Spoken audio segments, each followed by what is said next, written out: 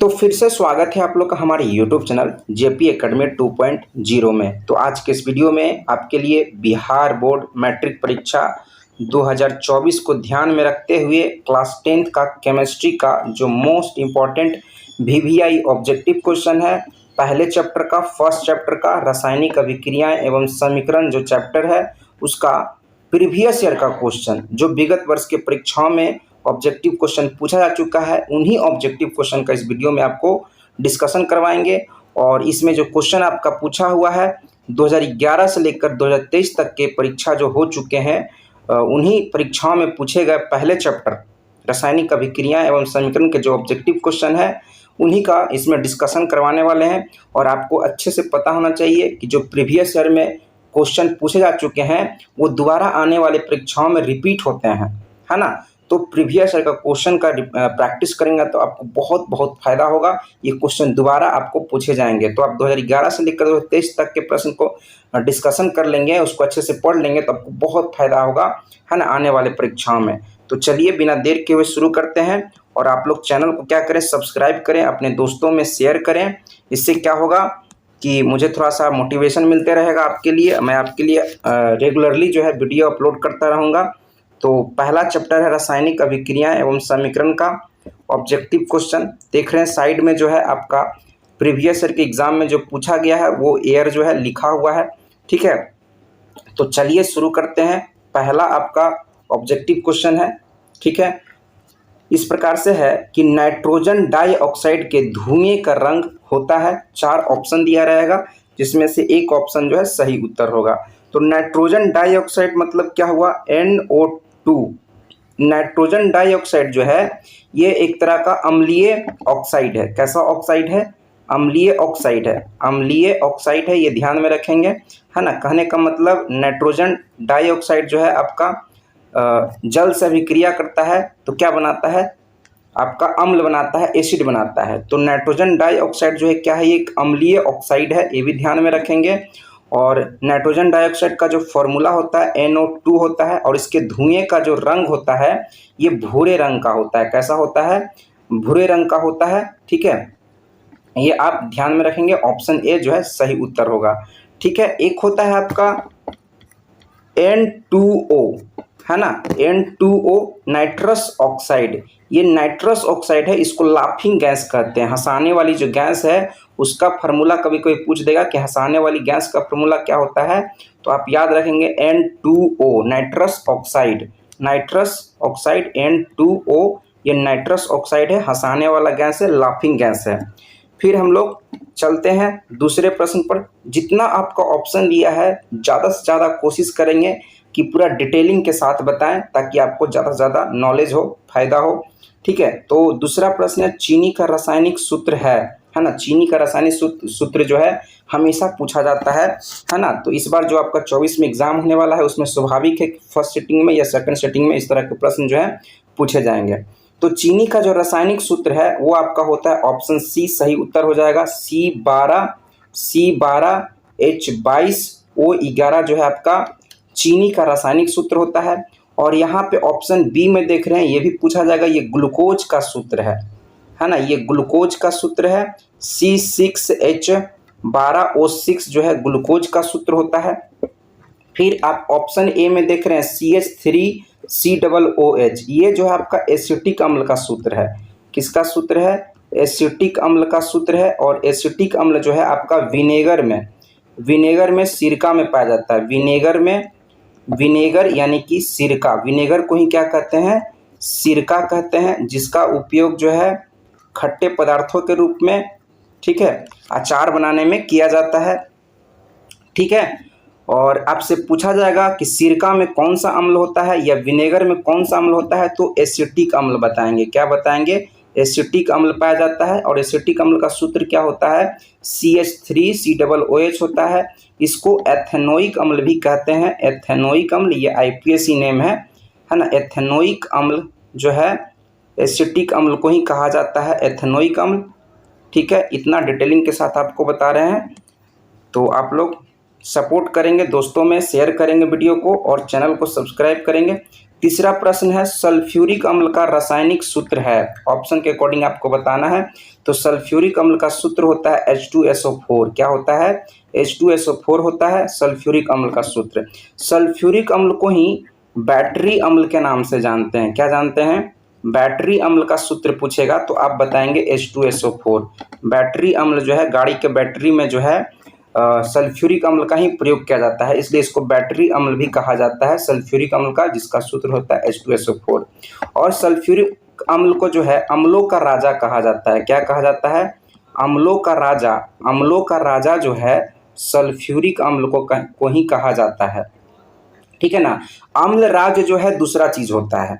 अम्लों का राजा H2SO4 होता है, और अम्ल राज जो है, अम्ल राज, ये आपका अम्ल राज जिसको एक्वा रेजिया कहते हैं, अम्ल राज को ही क्या कहते हैं? एक्वा रेजिया कहते हैं। क्या कहते हैं?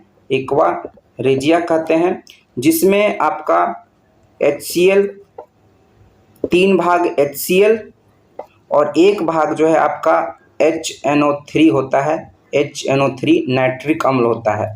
ठीक है। इन दोनों के मिश्रण से हाइड्रोक्लोरिक अम्ल, HCl मतलब हाइड्रोक्लोरिक अम्ल और HNO3 का मतलब नाइट्रिक अम्ल, इन दोनों के मिश्रण को, जो कि 3:1 में होता है, इन दोनों के मिश्रण को ही क्या कहते हैं? अम्लराज कहते हैं या एक्वा रेजिया कहते हैं। इसका उपयोग जो है सोने के धातु को गलाने में उपयोग होता है। सोना गलाने में जो है किसका उपयोग होता है ना? तो एक्वा रेजिया यानी कि अम्लराज को गलाने में उपयोग होता है। इस प्रकार से डिटेलिंग के साथ आप पढ़ेंगे तो आपको बहुत फायदा होगा। ठीक है। तो ये आपका 3 ऑब्जेक्टिव हुआ। आगे बढ़ते हैं। अभी इसमें और ऑब्जेक्टिव है आपका, देखेंगे। ठीक है। पहले चैप्टर का ही है, रासायनिक अभिक्रिया एवं समीकरण, जो पहला चैप्टर है उसी का ऑब्जेक्टिव है। नेक्स्ट वीडियो में जो है आपके लिए सब्जेक्टिव का भी क्या करेंगे, जो प्रीवियस ईयर में पूछा जा चुका है सब्जेक्टिव 2 नंबर वाला या 4 नंबर वाला जो सब्जेक्टिव है, उसका भी सॉल्यूशन आपके लिए बहुत ही अच्छे से सरल भाषा में लाएंगे, है ना। आपका फिर आ गया ऑब्जेक्टिव, निम्न में से कौन ऑक्सीकरण की क्रिया नहीं है? ऑक्सीकरण की क्रिया नहीं है। ठीक है। ऑप्शन के अकॉर्डिंग आपको बताना है। तो दहन जो है ये ऑक्सीकरण का क्रिया है, श्वसन जो है ये भी ऑक्सीकरण है, भोजन का पचना ये भी ऑक्सीकरण है, अपक्षेपण जो है ये सही उत्तर हो जाएगा ऑप्शन डी, ये ऑक्सीकरण की क्रिया नहीं है। कहने का मतलब है दहन जिसको इंग्लिश में कंबशन कहते हैं, दहन के क्रिया में ऑक्सीजन का उपयोग होता है। बिना ऑक्सीजन के दहन की क्रिया नहीं हो सकती है। श्वसन भी हम लोग करते हैं तो हम लोग क्या करते हैं? ऑक्सीजन अंदर लेते हैं। ठीक है ना। तो ऑक्सीजन ग्रहण करते हैं। ठीक है। तो ऑक्सीकरण में क्या होता है कि ऑक्सीजन का संयोग होता है। वैसी रासायनिक अभिक्रिया जिसमें ऑक्सीजन जुटता है, ऑक्सीजन क्या होता है? जुटता है, तो उसको क्या कहते हैं? ऑक्सीकरण कहते हैं। तो दहन में जो है ऑक्सीकरण होगा, यानी कि दहन बिना ऑक्सीजन के होगा ही नहीं। ठीक है। श्वसन में भी ऑक्सीजन का प्रयोग होता है, तो ऑक्सीकरण का ये उदाहरण है श्वसन। भोजन का पचना ये भी क्या है? ऑक्सीकरण के कारण ही होता है। ठीक है। तो आपका आंसर जो है पूछा है, क्वेश्चन पूछा कि ऑक्सीकरण की क्रिया नहीं है, तो अवक्षेपण जो है ऑक्सीकरण की क्रिया नहीं है। फिर आपका नेक्स्ट है, निम्न में से कौन विस्थापन अभिक्रिया का उदाहरण है? विस्थापन अभिक्रिया में क्या होता है कि कोई एक क्रियाशील पदार्थ क्या करता है, किसी दूसरे यौगिक में उपस्थित जो कम क्रियाशील वाला पदार्थ होता है उसको क्या करता है? अधिक क्रियाशील वाला पदार्थ हटा देता है, विस्थापित कर देता है। जैसे कि एग्जाम्पल में देखेंगे ऑप्शन सी जो है, ऑप्शन में आप देखेंगे चारों ऑप्शन में ऑप्शन सी जो है सही उत्तर होगा। जैसे देख रहे हैं कि फेरस है, Fe है। Fe जो है कॉपर सल्फेट नामक यौगिक में कॉपर से ज़्यादा क्रियाशील होता है फेरस। तो फेरस क्या करेगा? कॉपर को हटा देगा, विस्थापित कर देगा, और खुद फेरस जो है कॉपर के जगह बैठ जाएगा, कॉपर को बाहर कर देगा। देख रहे हैं फेरस जो है आके बैठ गया कॉपर के जगह, फेरस सल्फेट बना दिया और कॉपर को क्या कर दिया? बाहर कर दिया। क्या कर दिया? बाहर कर दिया। फेरस जो है कॉपर को भगा दिया और खुद यहाँ पे देख रहे हैं फेरस आ गया, तो फेरस सल्फेट बनाया, कॉपर को बाहर कर दिया, कॉपर बाहर हो गया। क्यों बाहर हो गया? क्योंकि कॉपर जो है फेरस का मतलब लोहा होता है, लोहा से कम क्रियाशील होता है कॉपर, और फेरस ज़्यादा क्रियाशील होता है, इसलिए फेरस ने जो है कॉपर को भगा दिया। तो क्या बन गया, फेरस सल्फेट और कॉपर बन गया। तो इसको कहेंगे विस्थापन अभिक्रिया का उदाहरण कहेंगे। ऑप्शन सी जो है सही उत्तर होगा। फिर आपका तीसरा प्रश्न है, समीकरण H2O H2 प्लस O2 क्या बनेगा, जल बनेगा। एक है ऑप्शन के अकॉर्डिंग बताना है। तो ये क्या हो रहा है, संयोजन अभिक्रिया हो जाएगा। क्या हो जाएगा, संयोजन अभिक्रिया, यानी कि हाइड्रोजन के साथ ऑक्सीजन जुट रहा है ना। तो संयोजन अभिक्रिया में क्या होता है, कोई पदार्थ किसी दूसरे पदार्थ के साथ क्या करता है, जुड़ता है, संयोग करता है, मिलता है, तब क्या करता है, एक नया यौगिक बनाता है, ठीक है, जो कि अपने पहले वाले गुण से क्या होता है, बिल्कुल भिन्न होता है।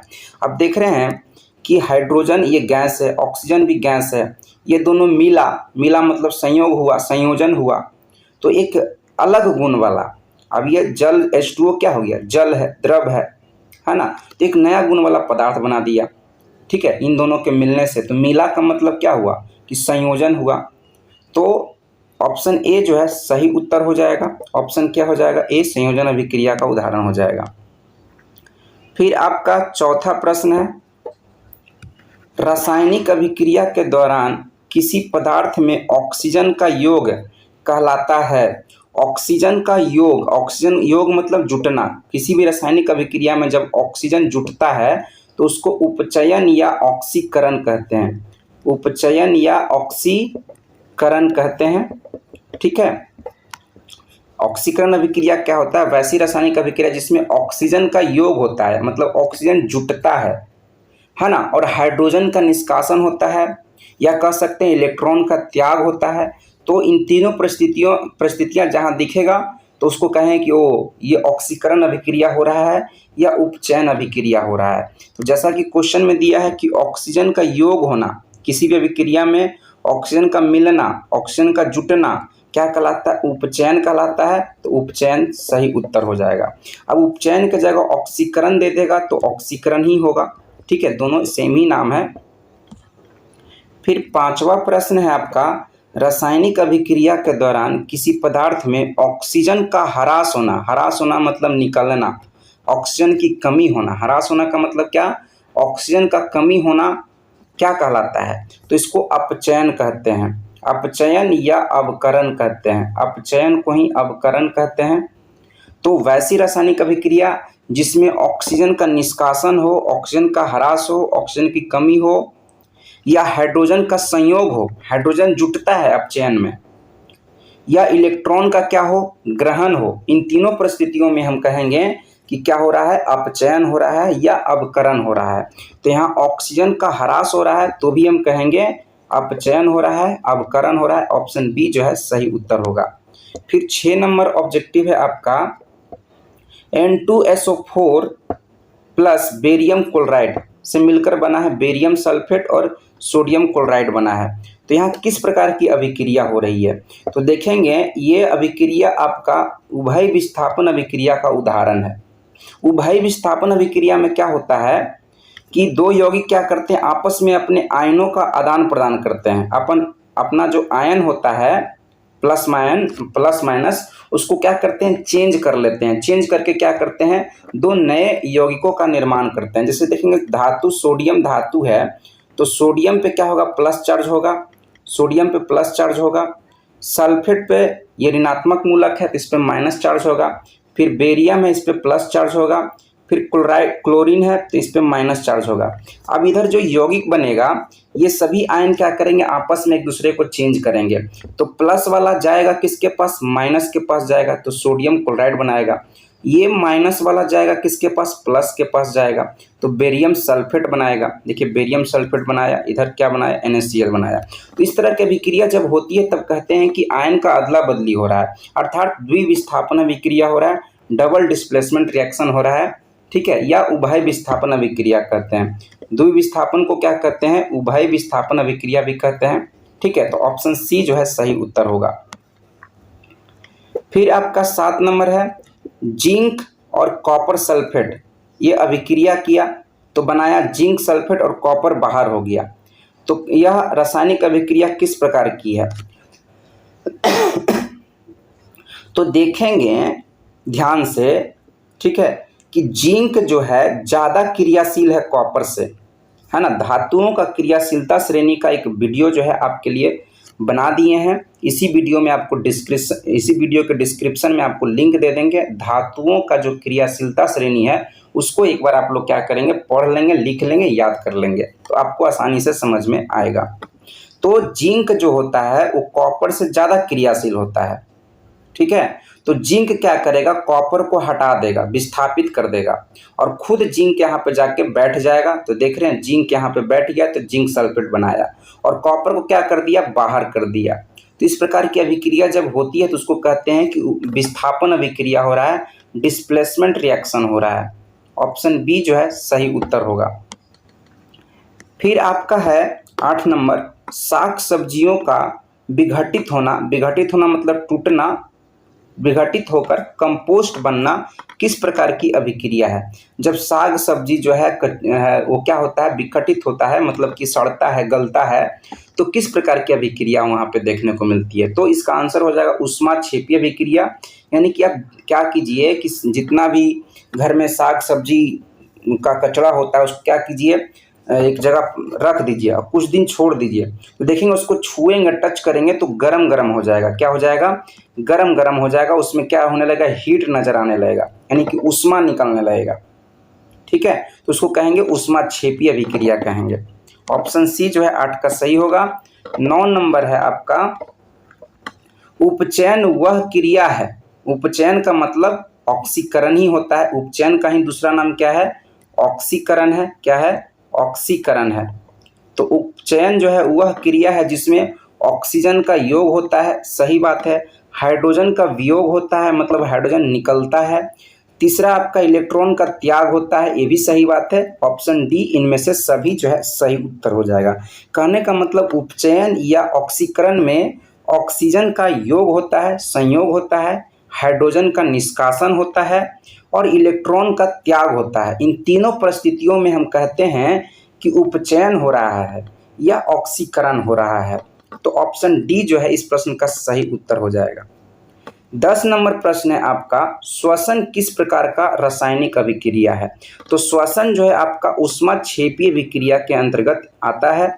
वैसे श्वसन जो है आपका उपचयन भी है, श्वसन में ऑक्सीजन जुटता है और श्वसन जो है इसमें जुटता है, यानी कि संयोजन भी हो रहा है ना। और इसमें श्वसन के क्रिया के दौरान क्या होता है, ऊष्मा निकलता है, हीट निकलता है। जब हम लोग सांस छोड़ते हैं तो क्या होता है, ऊष्मा निकलता है, गर्म हवा निकलता है, ठीक है। तो इसलिए श्वसन को ऊष्माक्षेपी अभिक्रिया को प्रायोरिटी देंगे, है ना। क्वेश्चन के अकॉर्डिंग आपका ऑप्शन सी जो है सही उत्तर होगा। इस तरह का प्रश्न जब भी आपको मिले तो आप ऊष्माक्षेपी को ही क्या कहेंगे, श्वसन क्रिया कहेंगे, है ना। श्वसन की क्रिया में क्या होता है, ऊष्माक्षेपी होता है। श्वसन की क्रिया क्या होता है, ऊष्माक्षेपी होता है, ठीक है।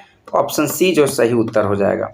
फिर आपका ही 11 नंबर प्रश्न है, कॉपर ऑक्साइड और हाइड्रोजन दोनों अभिक्रिया करता है तो कॉपर और H2O बनाता है, यह किस प्रकार की अभिक्रिया है। तो ध्यान देंगे ये रेडॉक्स अभिक्रिया का उदाहरण है। रेडॉक्स अभिक्रिया उसको कहते हैं जिसमें क्या होता है, ऑक्सीकरण भी होता है और अवकरण की प्रक्रिया, दोनों की प्रक्रिया जो है देखने को मिलता है। तो आपको दिखाते हैं यहाँ पे कि ऑक्सीकरण भी हो रहा है इस अभिक्रिया में और अवकरण भी हो रहा है। देखेंगे यहाँ से देख रहे हैं कॉपर ऑक्साइड से ऑक्सीजन निकल रहा है। क्या हो रहा है, ऑक्सीजन निकल रहा है। तो ऑक्सीजन का निकलना क्या कहलाता है, अपचयन, अपचयन या अवकरण कहलाता है, अपचयन या अवकरण कहलाता है, ठीक है।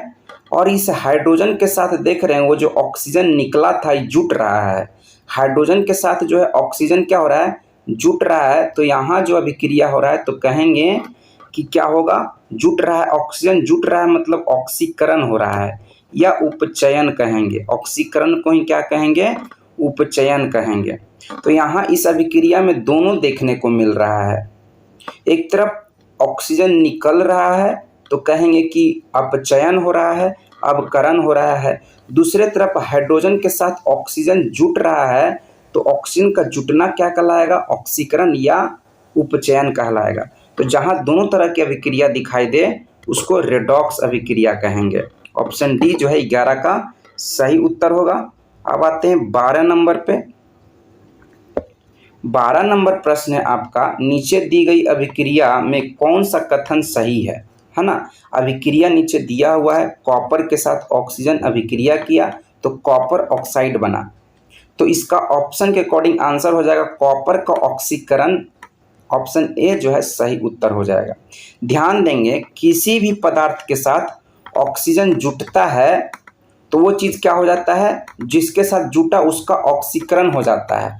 जैसे यहाँ ऑक्सीजन जो है कॉपर के साथ जुट रहा है तो कॉपर का ऑक्सीकरण हो जाएगा। ठीक है, क्या हो जाएगा, कॉपर के साथ ऑक्सीजन जुट रहा है तो किसका ऑक्सीकरण होगा, कॉपर का ही ऑक्सीकरण होगा। ठीक है, तो क्या होगा, कॉपर ऑक्साइड बनाएगा। तो ऑप्शन ए हो जाएगा, कॉपर का ऑक्सीकरण हो रहा है।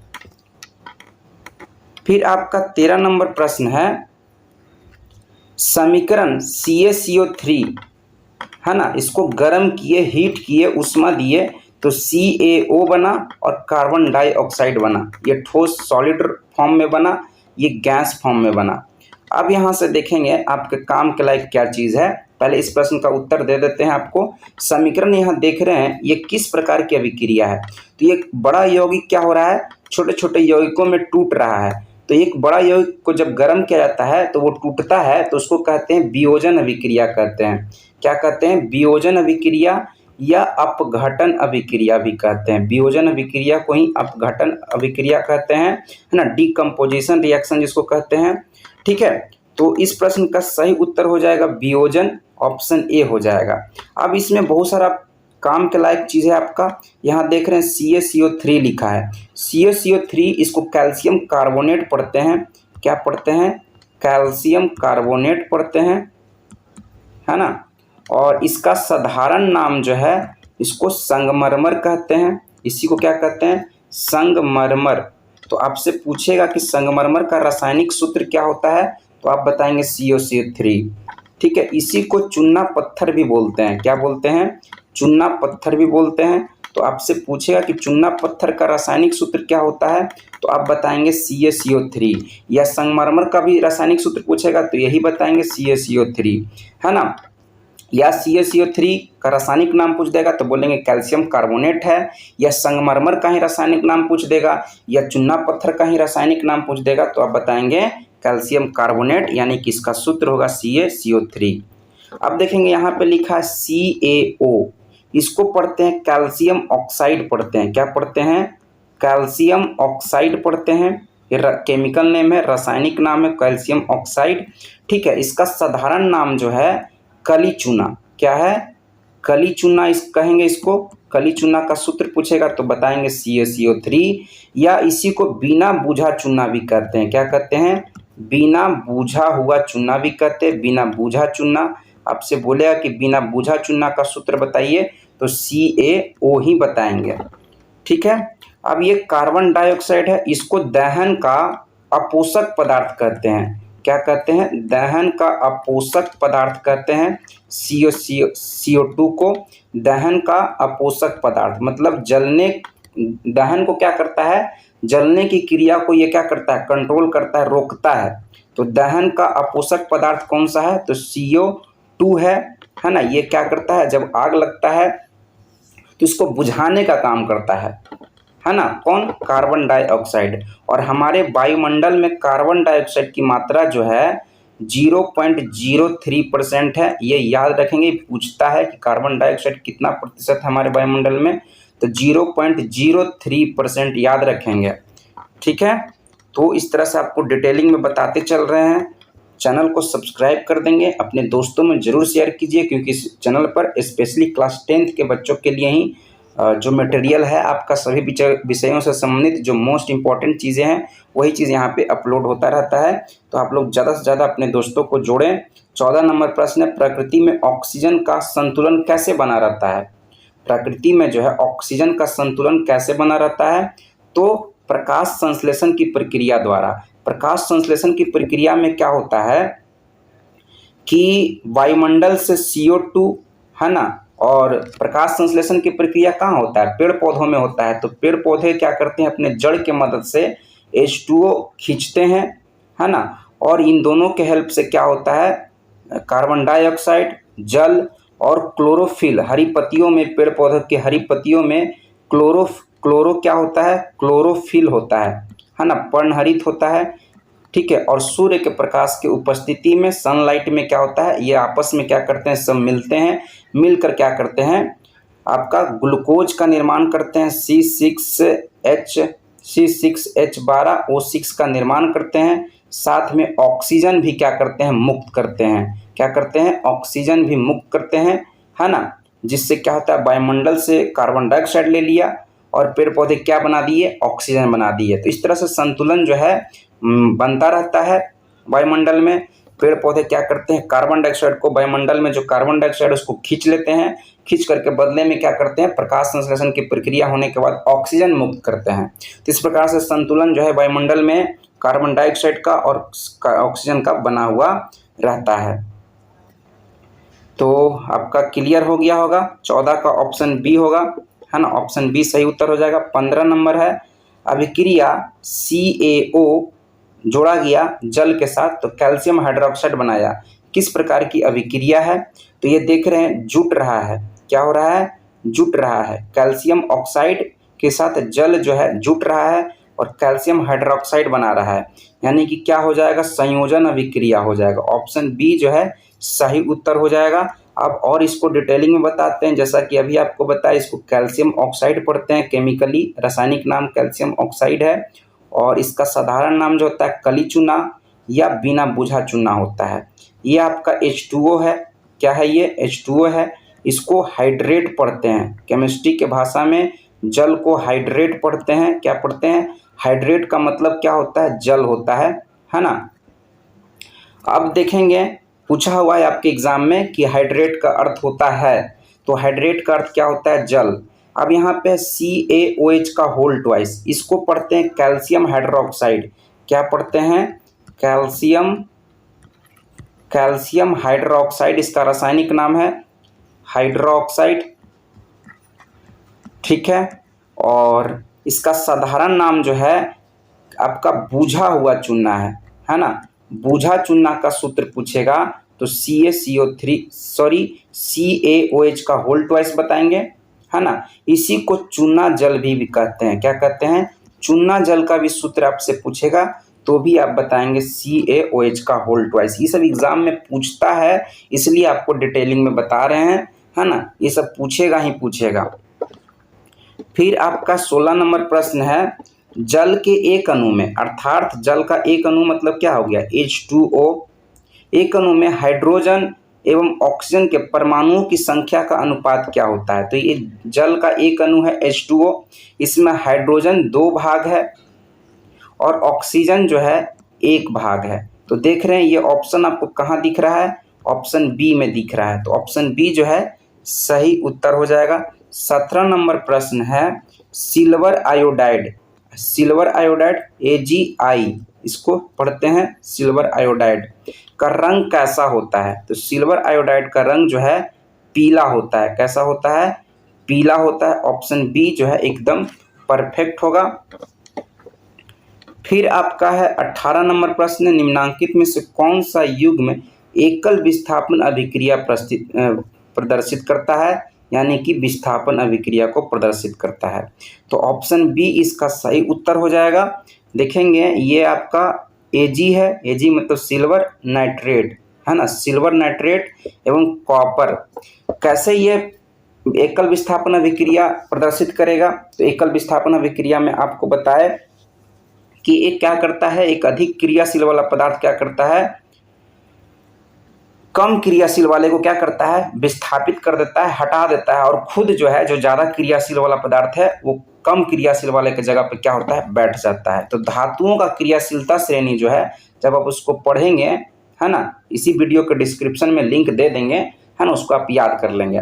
तो धातुओं क्रियाशीलता श्रेणी का जो पढ़ेंगे तो चांदी देखेंगे वो आपको नीचे मिलेगा, है ना, कॉपर से भी नीचे मिलेगा। हाइड्रोजन के नीचे कॉपर होता है, कॉपर के नीचे ही आप नीचे भी क्या होता है, चांदी होता है। तो कॉपर ज़्यादा क्रियाशील है चांदी से, तो कॉपर क्या करेगा, चांदी को भगा देगा और खुद नाइट्रेट से अभिक्रिया कर लेगा। तो बनाएगा क्या, कॉपर CuNO3 बनाएगा और चांदी को क्या करेगा, बाहर कर देगा, Ag को क्या कर देगा, बाहर कर देगा। तो इस प्रकार से यह अभिक्रिया है ना, ये वाला दोनों आपस में मिलेंगे तो ये बनेगा CuNO3 बनेगा और Ag को क्या कर देगा, बाहर कर देगा। क्यों? क्योंकि कॉपर जो है चांदी से ज़्यादा क्रियाशील है, इसलिए कॉपर चांदी को भगा देगा और खुद जो है कॉपर नाइट्रेट से अभिक्रिया करके कॉपर नाइट्रेट बनाएगा और चांदी को बाहर कर देगा। और इस प्रकार की अभिक्रिया एकल विस्थापन अभिक्रिया में देखने को मिलता है। तो इस प्रकार से आपको बहुत ही सरल भाषा में डिटेल में ऑप्शन को डिटेलिंग के साथ बताया आपको। ये इस तरह का ही आप तैयारी करेंगे तो आपसे एक भी ऑब्जेक्टिव नहीं छूटेगा, केमिस्ट्री का हो चाहे जो भी आपका सब्जेक्ट आगे चलकर अपलोड करेंगे तो इसी प्रकार से डिटेलिंग के साथ आपको बताते चलेंगे। तो चलिए हम लोग मिलते हैं नेक्स्ट वीडियो में। आप लोग दोस्तों को जरूर शेयर करेंगे ताकि आपके लिए ज़्यादा से ज़्यादा वीडियो जो है कंटिन्यू रेगुलर अपलोड करते रहें। Thank you.